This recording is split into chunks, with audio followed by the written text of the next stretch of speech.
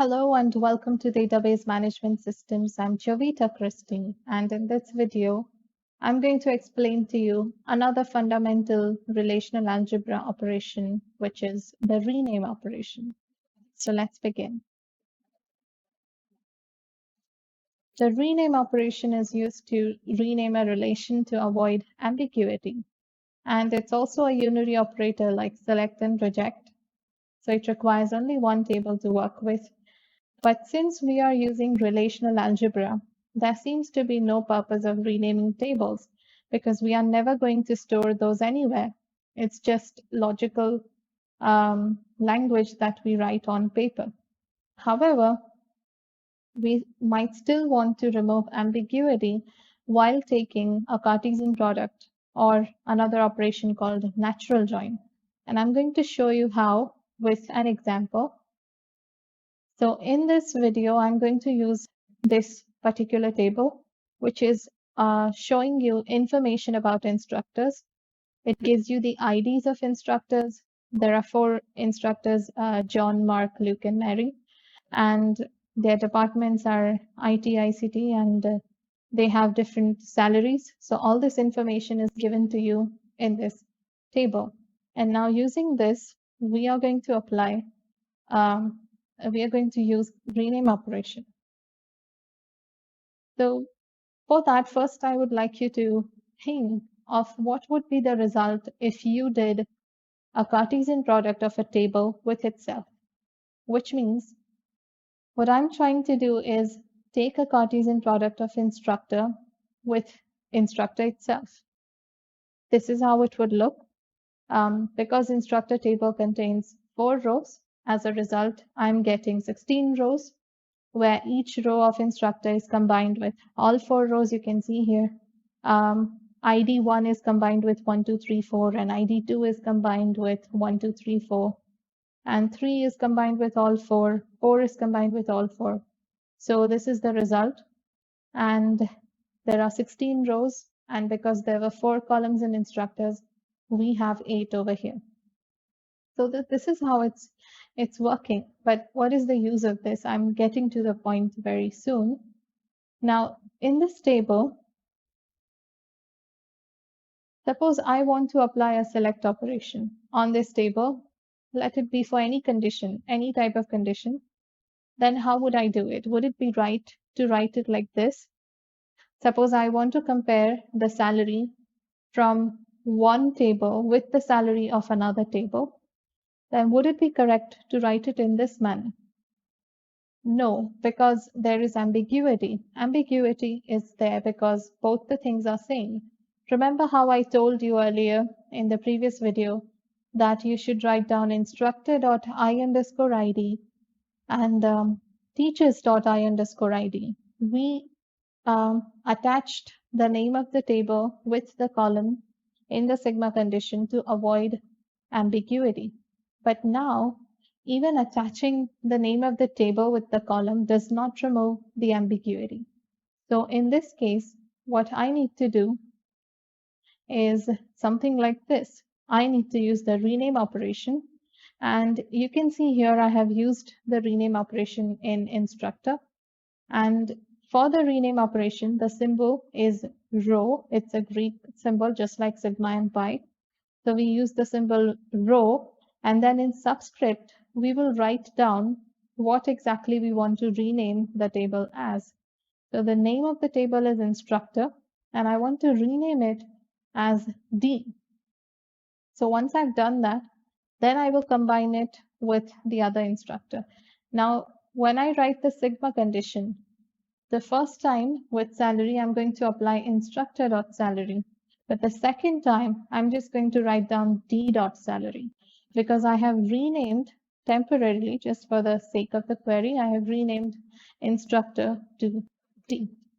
So this is how you can apply select when ambiguity cannot be removed.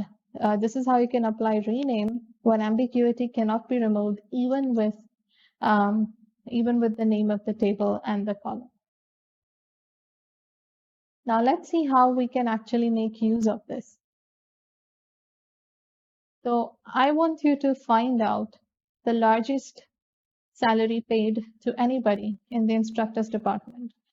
Now, if you were running an SQL query, you would have a built-in function called max, and you would simply have to apply it on the salary column to get the maximum salary. But in relational algebra, we try to do everything with the fundamental operations. So with this, how do I find the maximum salary? You should be able to do everything with fundamental operations. So that's what we are going to do now. Now consider in this table what I've done is highlighted all the rows where the salary is greater than, where the salary that you see here is greater than the salary that you see that side. So wherever this thing is happening, that is what I have highlighted. So for example, you can see the first row is having 50,000 with 50,000, both are same.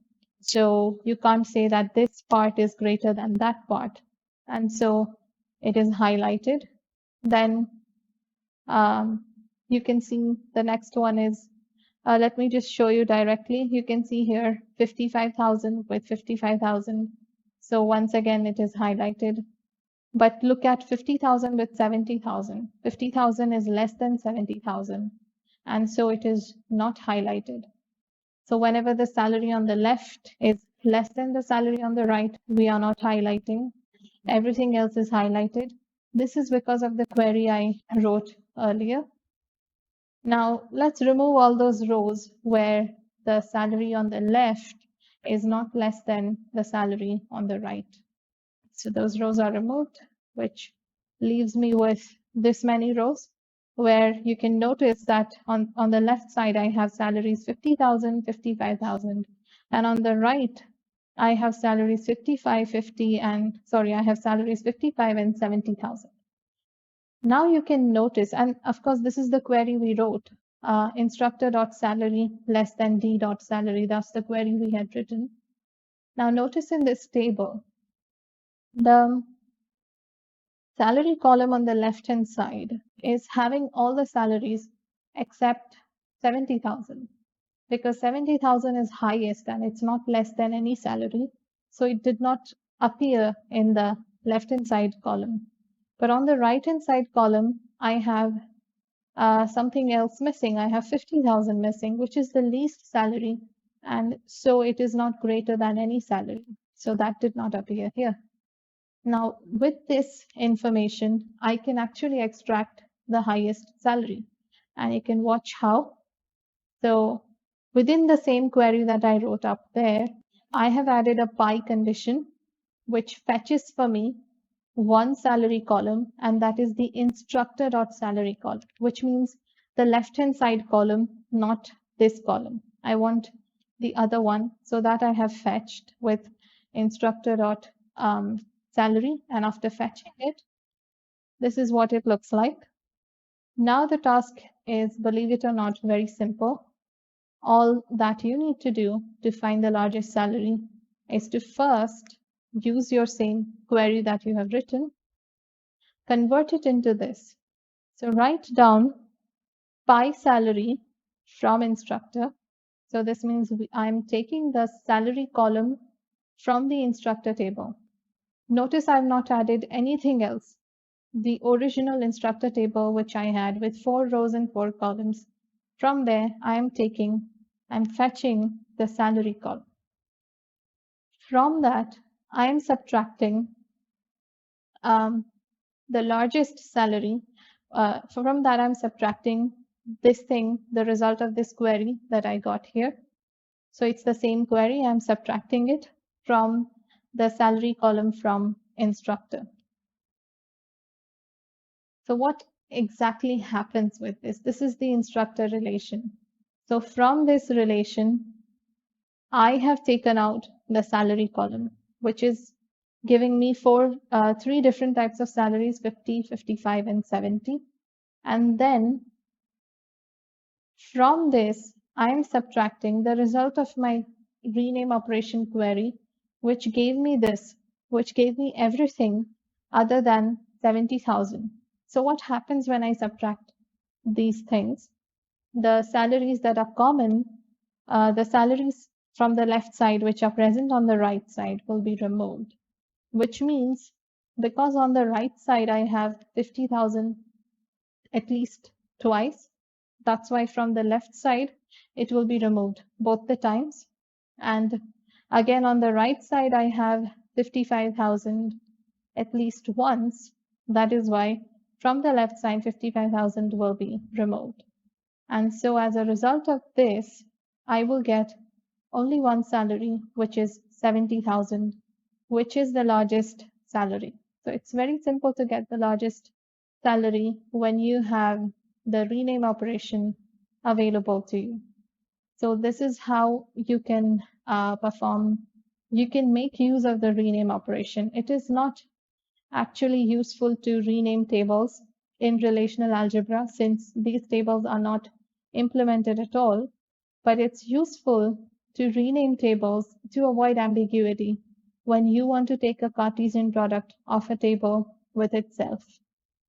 And that's all for fundamental operations. We saw 6 of them so far, and those are the only fundamental operations in relational algebra, because you can do everything in relational algebra using those 6, which are select, project, set difference, union, Cartesian product, and rename.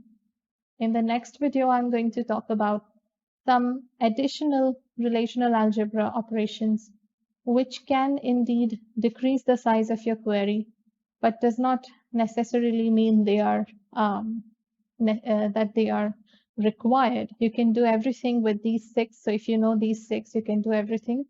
But if you want your queries to look better and shorter, you might want to go through the additional operations that I'm going to do in the next video. So I'll see you there. Thank you for watching.